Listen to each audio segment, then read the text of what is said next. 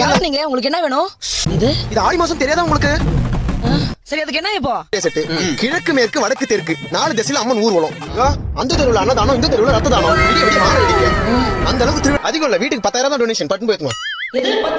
ஐயோ ஐயோ ஐயோ ஐயோ ஐயோ அம்மா காளியம்மா அங்க இருங்க, அவ்வளவு காசுக்கு நான் எங்க போ? ஐயோ இருங்க, நான் போயிட்டு வரேன். சீக்கிரம் போமா.